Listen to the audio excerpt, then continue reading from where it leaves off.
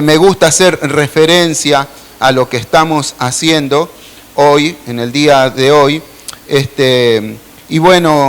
Quiero hablar acerca de referente también a esto que venimos haciendo con la Santa Cena. Y quiero compartir con ustedes una palabra que Dios puso en mi corazón y que vamos a tomar como textos bases. Primera de Corintios, el capítulo 15. Versículo 3 y 4. Y dice así la palabra del Señor. Primera de Corintios, capítulo 15, versículo 3 y 4. Amén. Y nos dice así la palabra del Señor. Porque primeramente os he enseñado lo que asimismo recibí, que Cristo murió por nuestros pecados conforme a las Escrituras, y que fue sepultado y que resucitó al tercer día conforme a las Escrituras. Amén. Lo leemos nuevamente. Porque primeramente os he enseñado lo que asimismo recibí, que Cristo murió por nuestros pecados conforme a las Escrituras, y que fue sepultado y que resucitó al tercer día conforme a las Escrituras. Te queremos dar gracias a nuestro Dios por esta tu palabra. Qué bendición es para nosotros poder leer las Sagradas Escrituras. Señor, qué bendición que nos das, Señor, de poder contar con tantos ejemplares, Señor, y aún podemos tenerlas, Señor, estas aplicaciones en todos nuestros dispositivos. Señor, conforme lo que vos nos decís en Colosenses, vos querés que tu palabra abunde en nosotros. Y te pido que tú despiertes siempre ese deseo, ese hambre, esa sed de poder ir siempre a tu palabra. Señor, esta palabra que nos reconforta, nos satisface. Tu palabra, Señor, que nos bendice. Padre, está escrito también que es bienaventurado aquel que lee y también aquel que escucha la palabra de Dios. Por eso, Señor, danos un corazón receptivo, Señor, una mente despejada, un oído atento para poder escuchar lo que vos tenés para nosotros. Señor, en este lugar, tu presencia sea, Señor, sobre todas las cosas. Que tú, Señor, estés gobernando y que tu Espíritu Santo nos guíe, Señor, para que todo lo que podamos meditar, Señor, sea proveniente de tu propio corazón para nuestras vidas. Y te quiero agradecer por lo que vas a hacer. En el precioso nombre de Cristo Jesús oramos. Amén, amén y amén. Gloria a Dios. Bueno, este mensaje le quise poner un título: ¿qué? ¿Quién? ¿Cómo? ¿Qué? ¿Quién? ¿Cómo? Y así que hoy compartimos la palabra del Señor. Es verdad, y nosotros tenemos que tener bien en claro que la muerte de Jesucristo y la resurrección del Señor son los hechos más grandiosos que pudieron haber ocurrido, que sucedieron en la historia. La muerte y resurrección de Jesucristo son los hechos más grandiosos que hayan sucedido en toda la historia. Y los 4 evangelios dan evidencia de esto que estamos hablando. Cuando nosotros examinamos San Mateo, San Marcos, San Lucas, San Juan, nos vamos a dar cuenta de que hay 4 capítulos entre los 4 evangelios. Solamente hay 4 capítulos que se van a dedicar al nacimiento de Cristo, a la niñez, y también dan alguna pequeña narrativa en cuanto a la adolescencia de Jesucristo. Así que tanto el nacimiento como la niñez y parte de la adolescencia de Jesucristo lo vamos a encontrar nada más que en 4 capítulos que se van a nombrar nada más que en San Mateo y en San Lucas. O sea, lo que estoy diciendo de que solamente ocupa 4 capítulos para una etapa, un lapso de tiempo aproximadamente de 12 años. O sea, 12 años de la vida de Cristo, resumida nada más que en 4 capítulos, en 2 de los evangelios.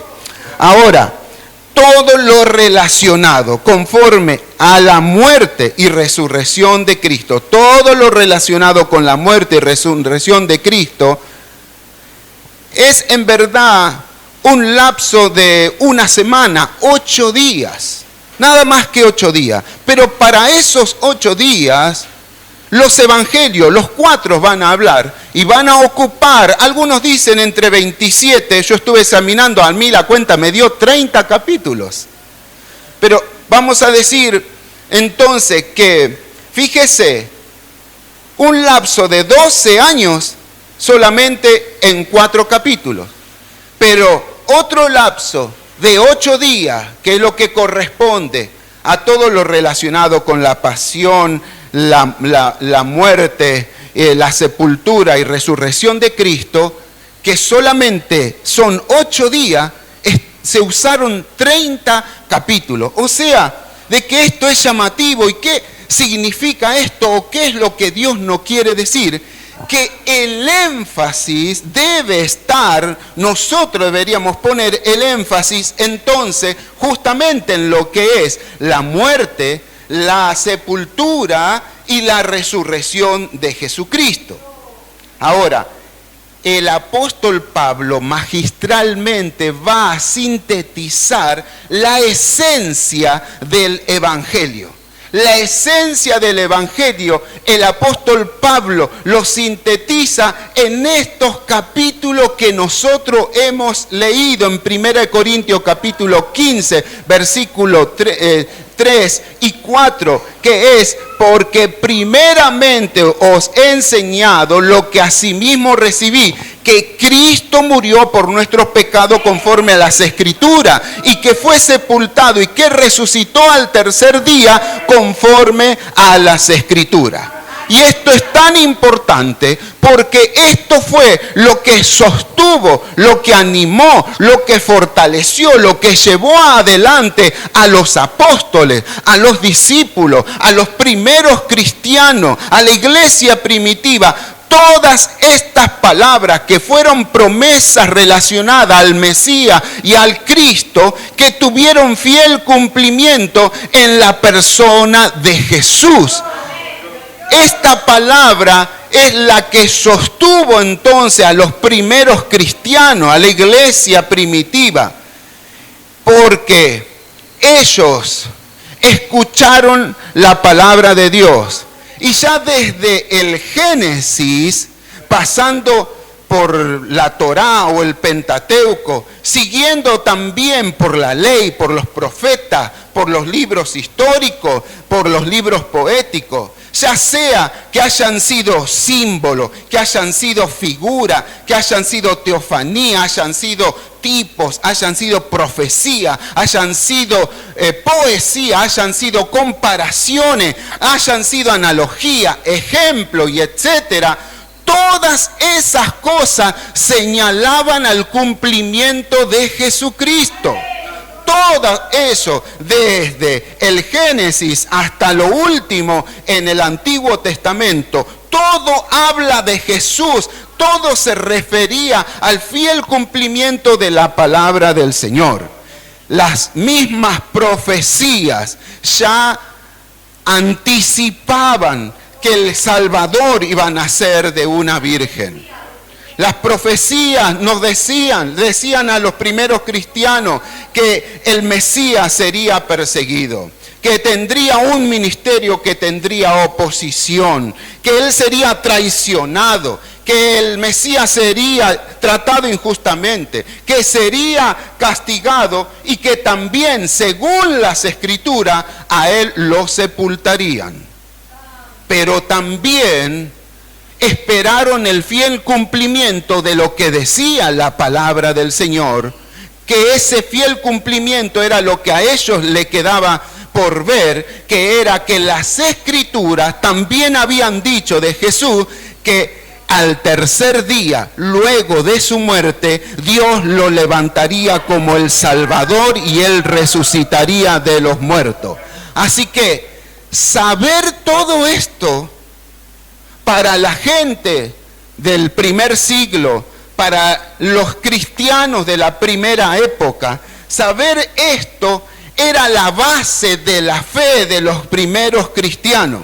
La seguridad que ellos tenían del cumplimiento de todas las escrituras, de la muerte de Jesús, de la sepultura de Jesús, pero también de la resurrección de Jesús. Esto a ellos les decía que en todo tiempo Dios estuvo en el control de toda la historia, que cada evento fue controlado por Dios y que a Dios nada se le escapó de la mano, sino que todo se cumplió tal y cual Dios ya lo había previsto en las Sagradas Escrituras.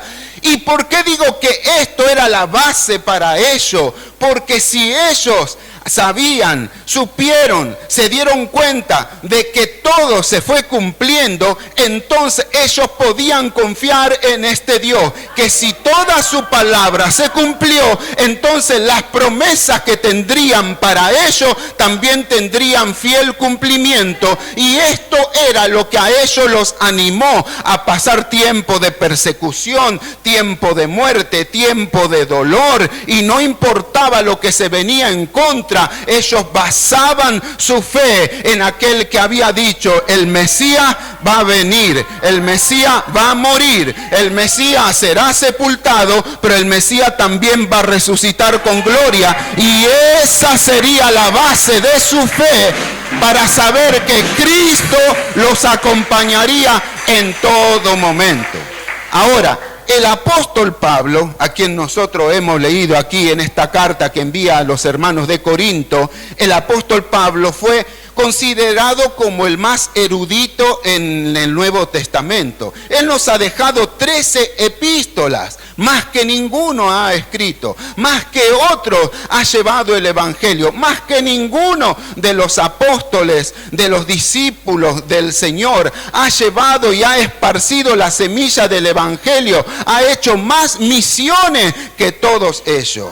Pero también, como dijimos, nos ha dejado una compilación de 13 epístolas. Por eso, entre él vamos a encontrar entre estas epístolas muchas enseñanzas, revelaciones espirituales. Vamos a encontrar sabios consejos, mandatos. Vamos a encontrar doctrina, principios para la vida espiritual y principios para la vida práctica, entre otras cosas más. O sea que mire todo lo que el Señor nos ha dejado a través de la vida de este apóstol para nosotros.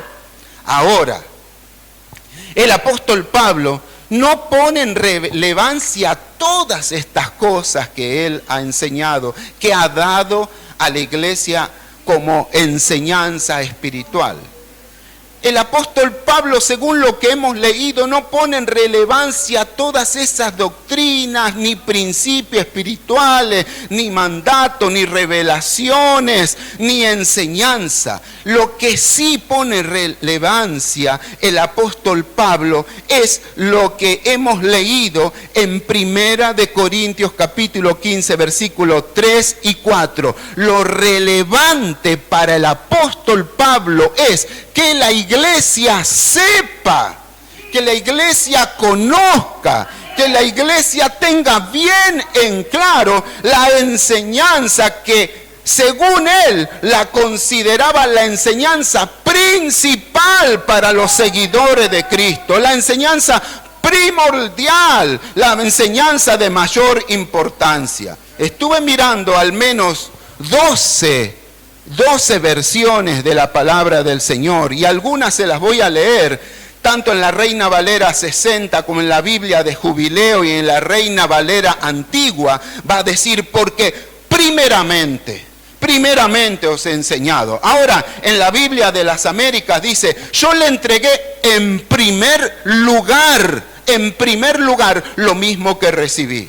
En la Biblia Dios habla hoy, en la Biblia Reina Valera actualizada va a decir: en primer lugar les he enseñado. en la Nueva Biblia de Vida, dice, lo primero que hice fue transmitirle lo que me enseñaron. Sigue diciendo en la Nueva Traducción Viviente, yo les transmití a ustedes lo más importante. Ahora la palabra de Dios para todos dice, le he comunicado el mensaje que recibí, el cual les he dicho que es lo más importante. La palabra hispanoamericano dice, primero y ante todo les transmití. Y la traducción del lenguaje actual dice, lo primero que les enseñé fue lo mismo que yo aprendí. O sea, fijémonos, hermano, esto a lo cual el apóstol Pablo le pone vital importancia, porque estas palabras se repiten.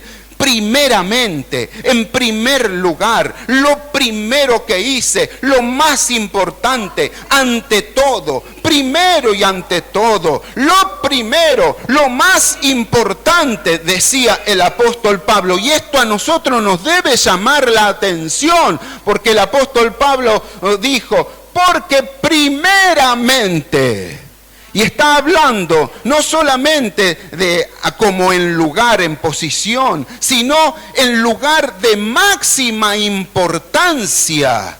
Lo más importante que la iglesia debe saber, y esto es lo que les enseño, es que Cristo murió, que Cristo fue sepultado y que Cristo resucitó, y todo fue conforme a las Escrituras. Ahora, esto es lo que Él quiere que nosotros sepamos, que Él murió, fue sepultado y resucitó, pero ¿por qué?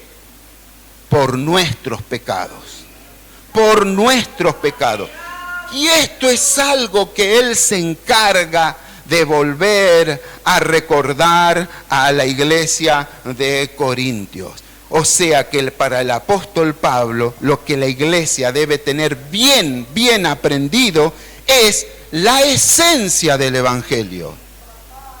Debemos tener bien aprendido lo que es la esencia del Evangelio. ¿Cuál es la esencia del Evangelio? Nada más ni nada menos es que Cristo murió según las Escrituras. Fue sepultado según las Escrituras. Resucitó según las Escrituras. ¿Y ahora para qué? ¿Para qué? Para salvarnos. ¿Para qué? Para salvarnos.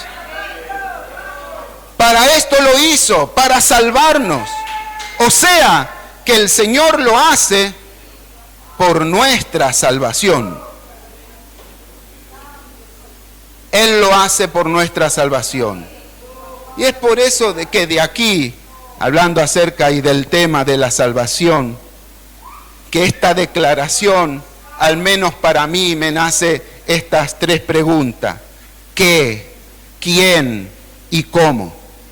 Tal vez nos pueda pasar a nosotros y podemos pensar de que hablar de la salvación es algo básico para nosotros, algo que nosotros ya hemos aprendido. Algo que para nosotros ya es sabido, ¿no es cierto? Hablar acerca de la salvación. Pero cuando nosotros hablamos acerca de la salvación, creo que a algunos los deja pensando al menos. Pero lo más llamativo es las evidencias que se ven en cuanto si es en verdad que entienden la salvación. Y esto es algo que el apóstol Pablo quiere que nosotros lo sepamos bien.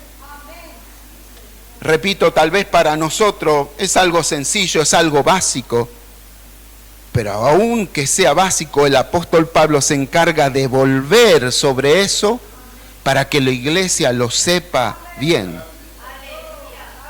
¿Qué tal si nosotros tenemos que testificar acerca de la salvación?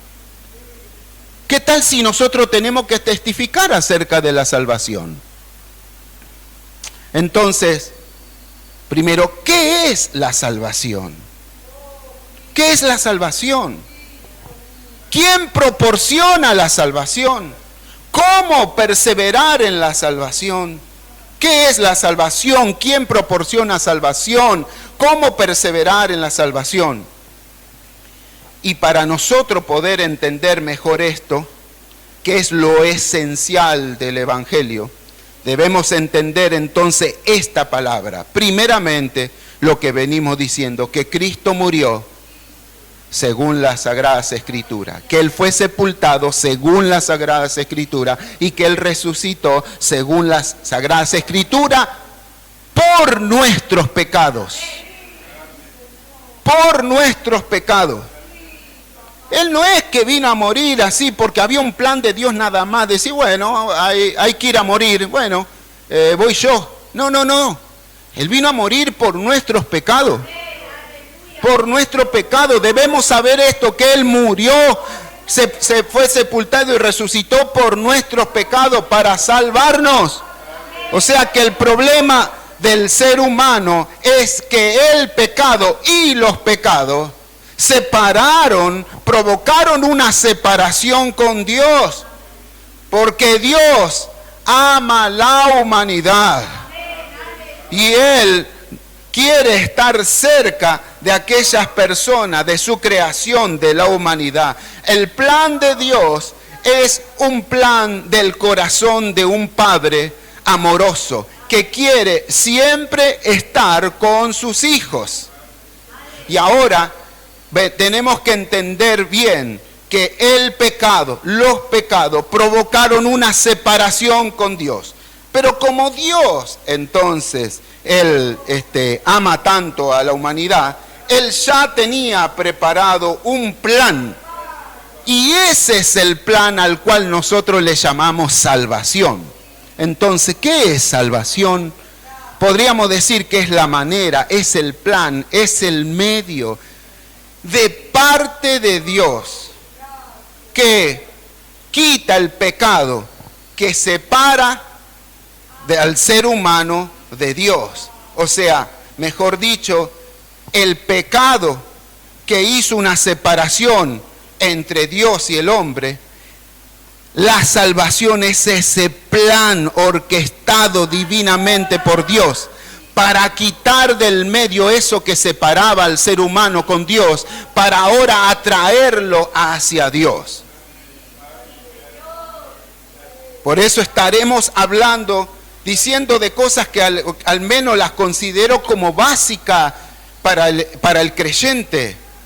Pero como Pablo tuvo intención de hacer recordar, hoy el Señor a nosotros también nos hace recordar que esto es lo que provocó una separación entre el hombre y Dios. Fue lo que nosotros llamamos el pecado original, justamente que se originó, permítanme usar este término, en el Edén, allí con Adán y Eva.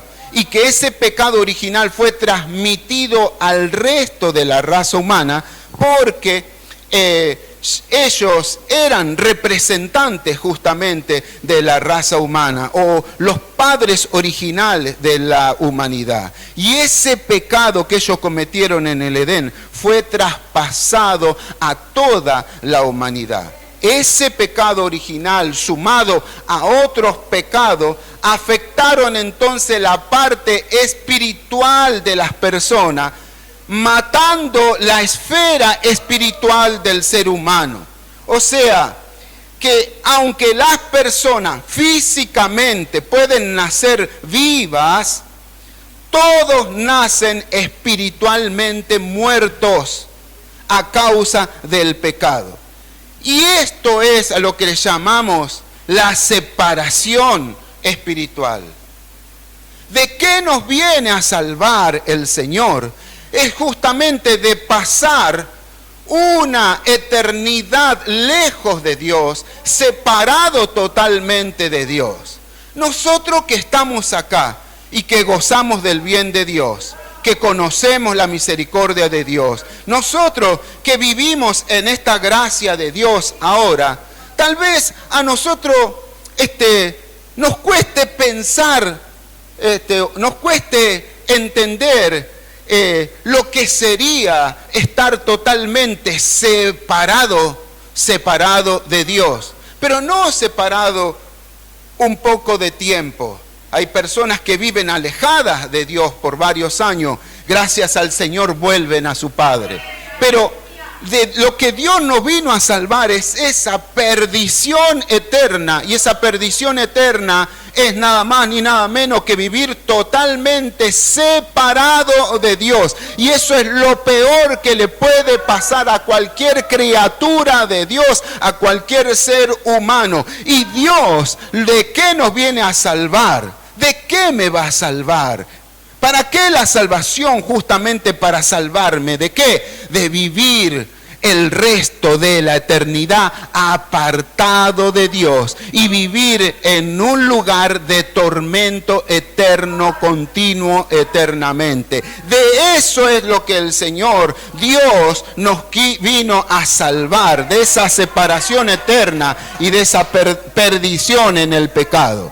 Pero por eso, hermano, Dios preparó la manera de entonces de solucionar esa separación y esa muerte eterna. Entonces, ahora, ¿qué es la salvación? Ya lo hablamos. Ahora, ¿quién proporciona la salvación?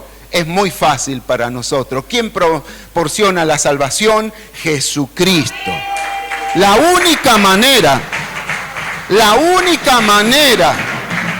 que nosotros nos podemos acercar a Dios es a través del nuevo nacimiento. San Juan capítulo 3 habla acerca del nuevo nacimiento cuando Cristo tiene una charla a la noche con un principal de la sinagoga, un tal llamado Nicodemo. Y allí el Señor le habla acerca del nuevo nacimiento. Para poder nosotros entonces tener una relación con Dios, quitar esa separación, nosotros debemos nacer de nuevo, o sea, renacer. Y el único que proporciona esa nueva vida, el único que la proporciona es Jesucristo.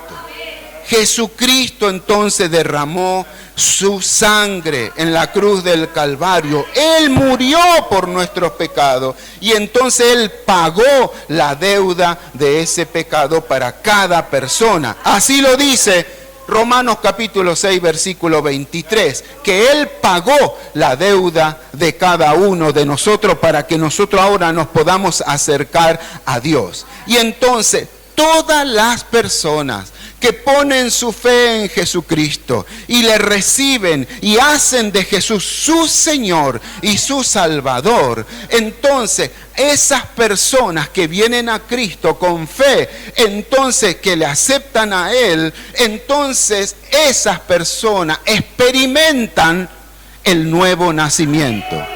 Y eso es lo que has experimentado vos que aceptaste a Cristo. Has nacido de nuevo. ¿Por qué?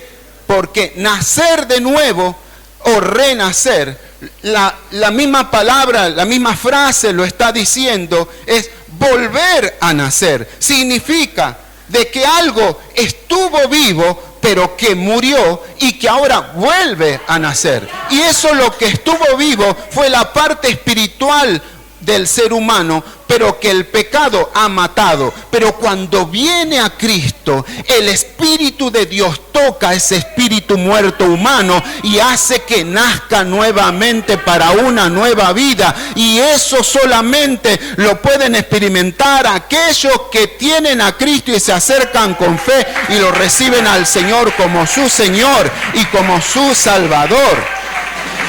Él perdona nuestros pecados. Somos perdonados y pasamos de la muerte eterna a la vida eterna. Ahora, ¿cómo hablamos de qué es la salvación? ¿Quién proporciona salvación? Y ahora algo más. ¿Cómo vamos a perseverar en la salvación?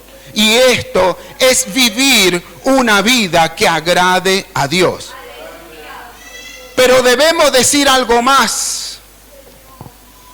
Que esto es imposible. Una vida que agrade a Dios es imposible.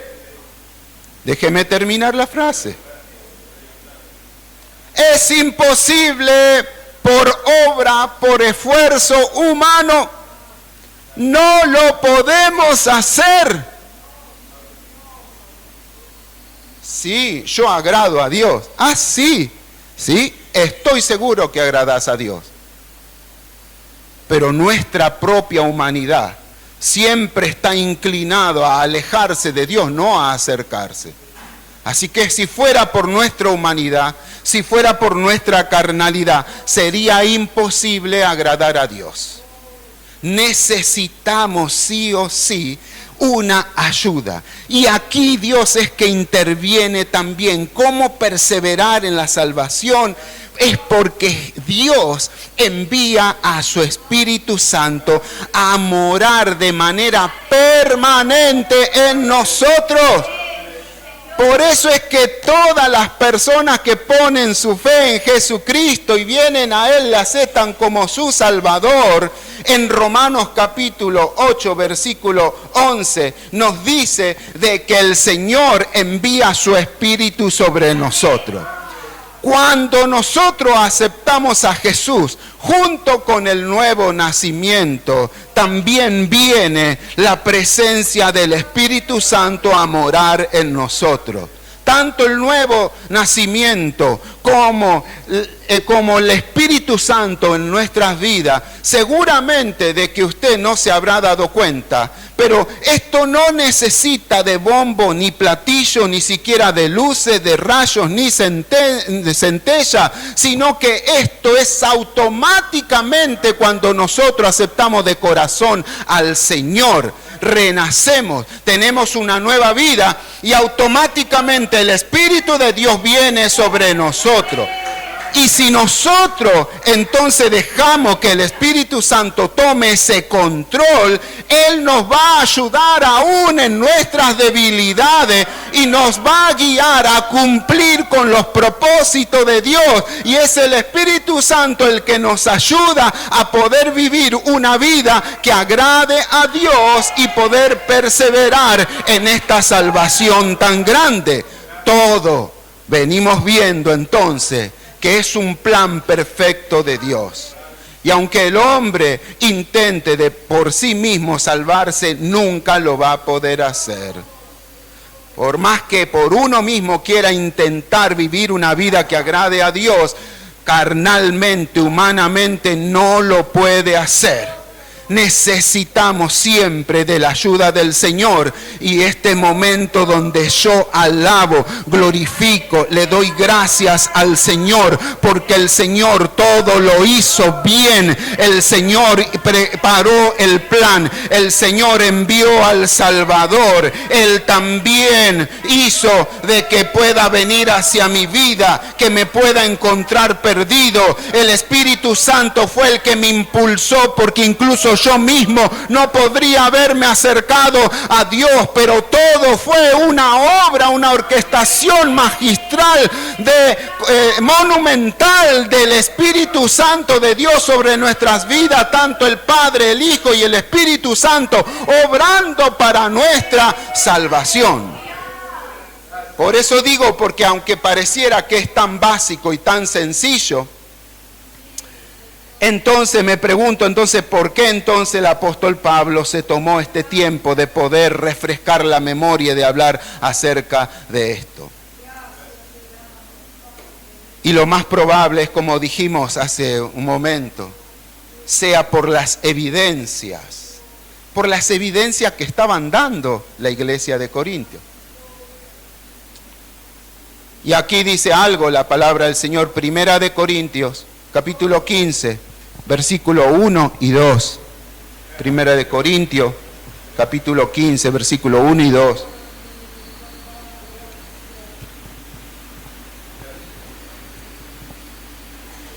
Además os declaro, hermano, el evangelio que os he predicado, el cual también recibiste, en el cual también perseveráis, en el cual asimismo, si retenéis la palabra que os he predicado, sois salvos, si no, creíste en vano.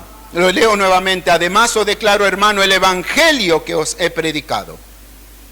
el cual también recibiste, en el cual perseveráis, por el cual asimismo, si retenéis la palabra que os he predicado, sois salvos, si no creíste en vano.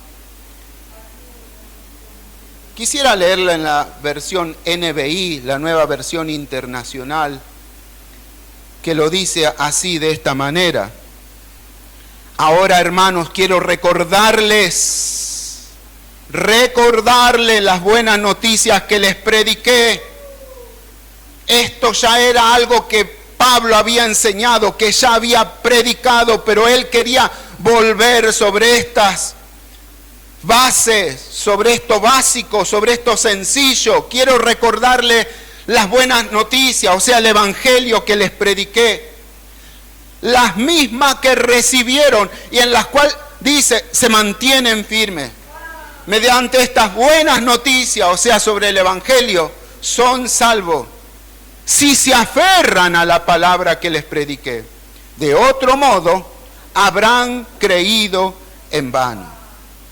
Por eso digo que es evidente de que Pablo vio la necesidad de recordarle acerca del tema de la salvación y de lo esencial del evangelio. Dice la palabra del Señor, aunque está hablando de firmeza, de aferrarse, según las evidencias que él muestra, aparentemente no se estaban manteniendo con tanta firmeza, ni se estaban aferrando a los principios del evangelio, a lo primordial del evangelio. No se aferraban a la palabra de Dios. Pero ¿qué es lo que pone mayor evidencia a esto? Es la frase que dice al final del versículo 2, que el pensamiento que ellos tenían era que todo era en vano. Pensaban que todo era en vano. Como me gusta investigar un poco. En vano. En vano. Y para esto quisiera tomar la palabra original, que es eiko. Eiko en su original griego. En vano es eiko en su original. Y lo que sale de acá, de este original, si el significado es ocioso, sometido, débil, rendido. ¡Wow! O sea que el apóstol Pablo estaba viendo en ellos estas evidencia de que todo era en vano, que estaban ociosos, que estaban como sometidos, que estaban débiles, lo veía rendido. Tal vez nosotros no usaremos estas palabras, pero sí, ¿qué tal las frases? ¿Para qué? No vale la pena. No sirve de nada esto. Deja. Otro día. Ya fue. Que lo haga otro. Así yo estoy bien. Ocioso, sometido, débiles, rendido. Poco a poco es como nosotros nos vamos acomodando, hermano.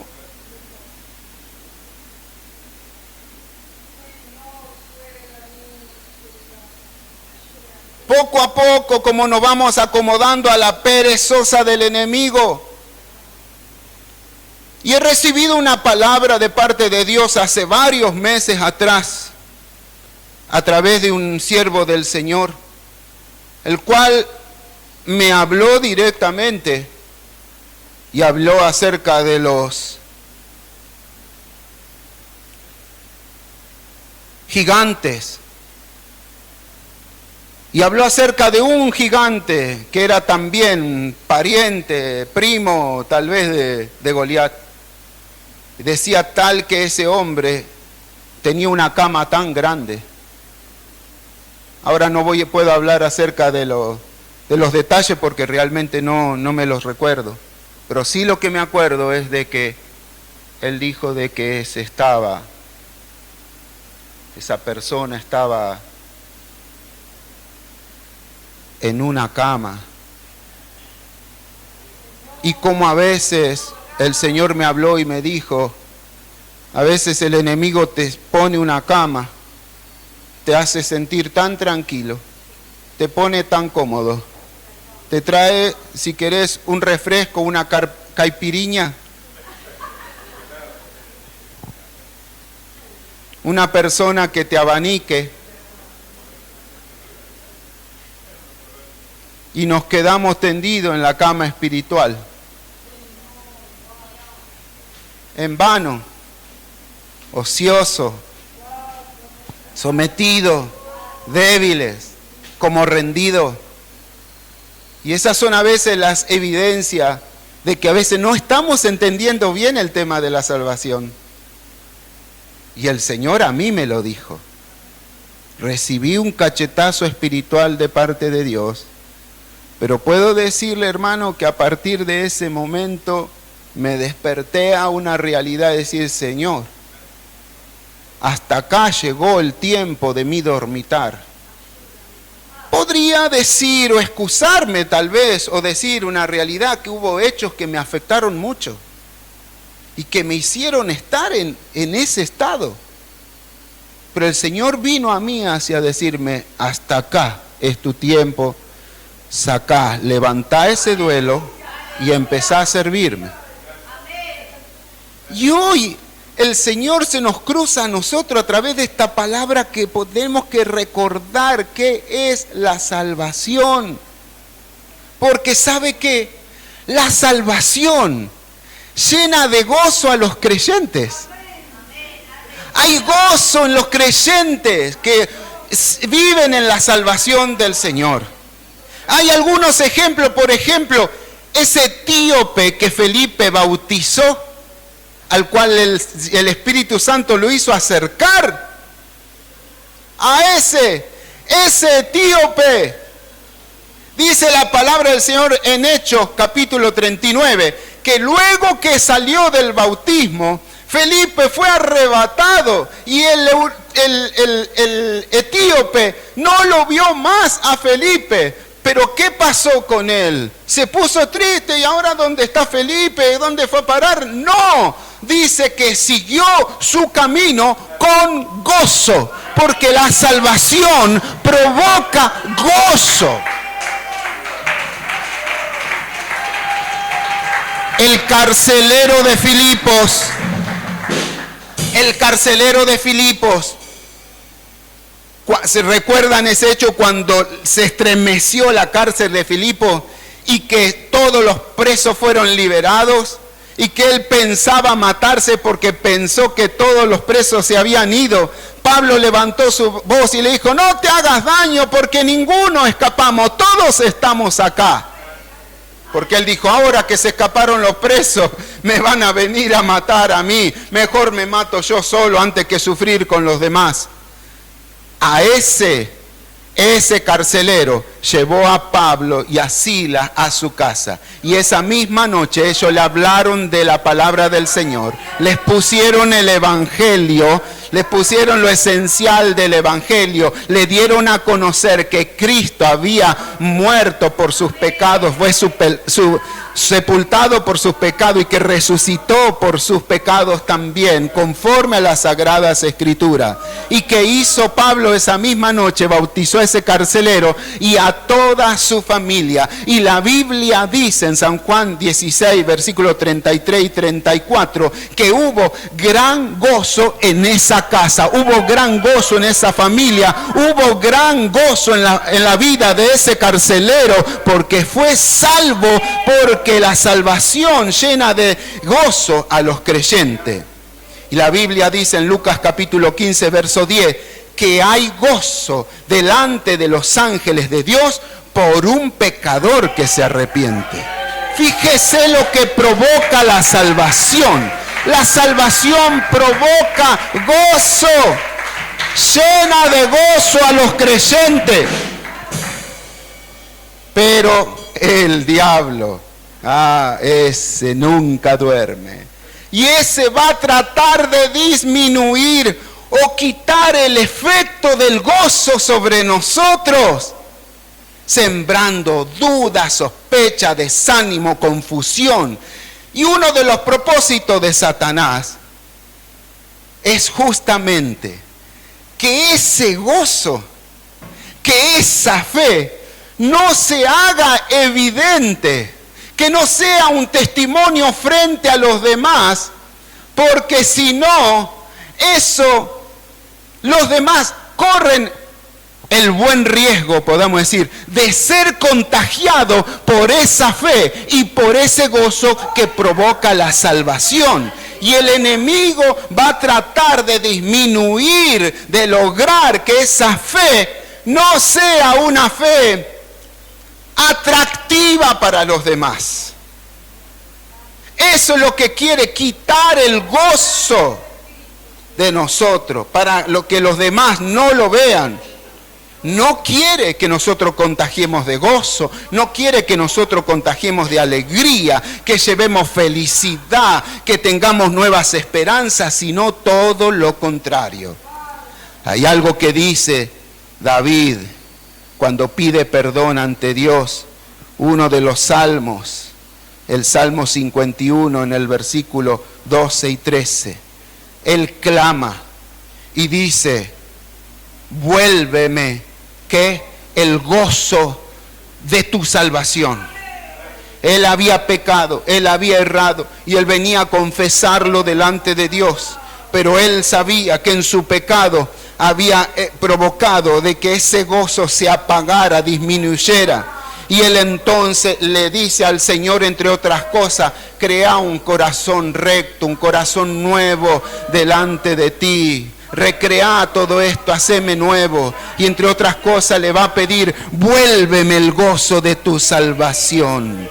Vuélveme el gozo de tu salvación. Y en el versículo 13 termina diciendo: porque entonces enseñaré a los pecadores tus caminos, a los transgresores tus caminos, porque entonces, si vuelves el gozo de tu salvación, entonces yo enseñaré a los transgresores tus caminos. Y que dice: los pecadores se convertirán a ti. Los pecadores se convertirán a ti cuando esté el gozo de la salvación.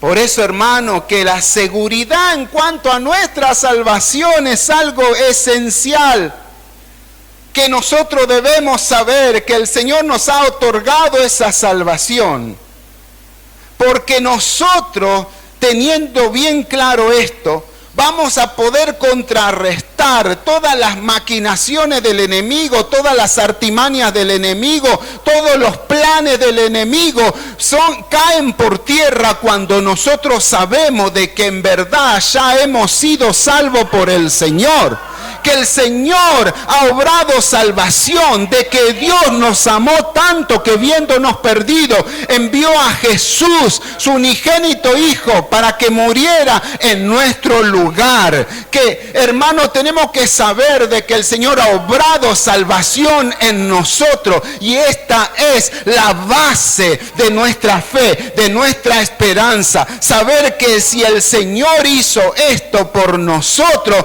el Señor seguirá obrando a nuestro favor, porque si antes que éramos enemigos de Cristo, Él nos constituyó sus amigos, sus amados, sus hijos, imagínese ahora que somos los hijos de Dios. Como dice la palabra, no nos dará con Cristo todas las cosas. Así que el qué, el quién y el cómo ya lo sabemos, pero ahora debemos mantenernos firmes en esta salvación, porque fiel es el que hace esta promesa. Y el tiempo de Santa Cena es para recordar entonces lo esencial del Evangelio. que Cristo murió según las Sagradas Escrituras, que Él fue sepultado según las Sagradas Escrituras y que Él resucitó según las Sagradas Escrituras y lo hizo todo por salvarnos. Y esta salvación es la que quiere el Señor que vivamos en una vida de gozo, que contagiemos a otros, que contagiemos nuestra fe a otros y que los otros también puedan proceder a esta salvación. Señor, te queremos dar gracias por esta tu palabra. Tomamos de ella, bebemos de ella. Gracias por hablarme. Gracias, muchas gracias por hablar a mi corazón. Gracias, Señor. Gracias, Señor. Yo no podía, Señor, venir a ti. Imposible para mí. Pero vos me viste perdido. Nos viste perdido.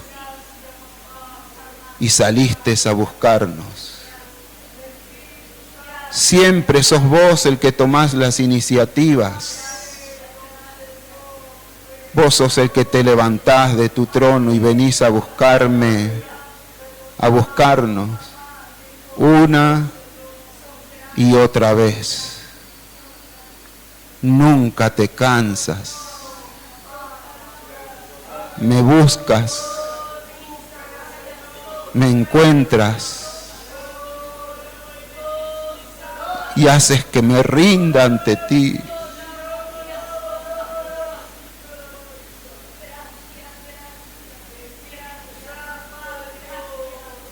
Yo podía haber esperado castigo, pero a cambio de eso viene tu amor, me envuelve, me acobija y me ayudas a continuar. Puedo confiar que tu fidelidad es para siempre, porque yo confieso que soy infiel. Soy infiel, soy vulnerable, pero tu naturaleza es ser fiel. Y vienes como un día como hoy, así también, a través de tu palabra, a confrontarme, a hablarme, a seducirme, porque me amas. Porque nos amas, Señor. Que nosotros podamos corresponder a tanto amor derramado. Y que hoy en tiempo de Santa Cena podamos, Señor, renovar ese pacto de amor contigo. Aquí estoy, Señor, una vez más. Quiero servirte. No hay nada que pueda traer mayor alegría y mayor gozo que se cumplan los propósitos tuyos en mi vida. No hay mayor gozo que poder estar en el centro de tu voluntad, porque yo sé que mi felicidad nunca será totalmente completa si no estoy contigo. Puedo ir de aquí para allá, puedo intentar muchas cosas, puedo probar muchas cosas, pero al fin vuelvo a darme cuenta que sin vos no soy nada, que te necesito, te necesito, te necesitamos, Señor. Ven, sale a nuestro encuentro. Sale a nuestro encuentro.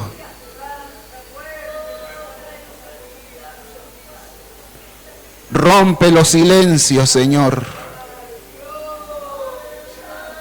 Queremos escuchar tu voz. Háblame, háblame, Señor. Háblanos, Señor. Susurra nuestros oídos. Habla mi mente, habla mi corazón. Di la palabra, Señor. Manda, Señor, que la tempestad cese. Ordena, Señor, que haya bonanza, que haya tranquilidad, que haya paz.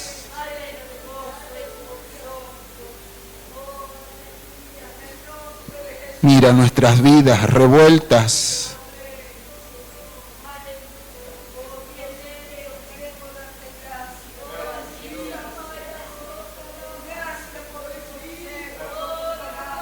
Míranos, Señor. Interviene. Ya lo hemos intentado. Ya lo intenté.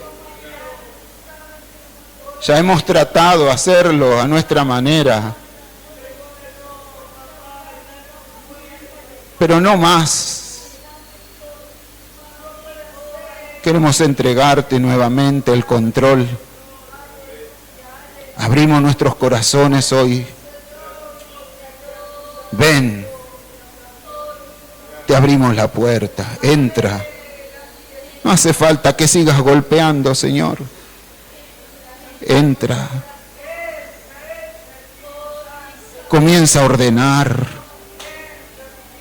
todo lo que el enemigo ha desordenado. Limpia. Limpia.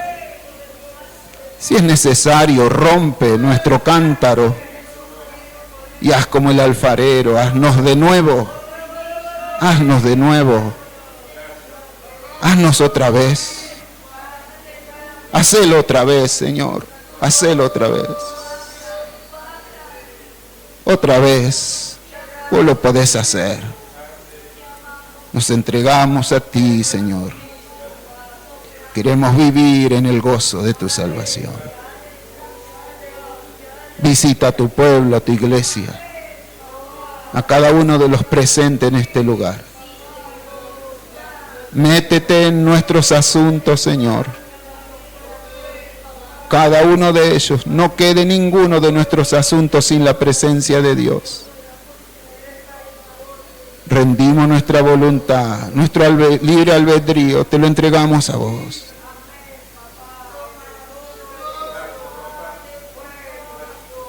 Por lo que vas a hacer, te quiero agradecer. Por lo que estás haciendo, ya te agradezco. En el nombre de Jesús oramos. Amén y amén.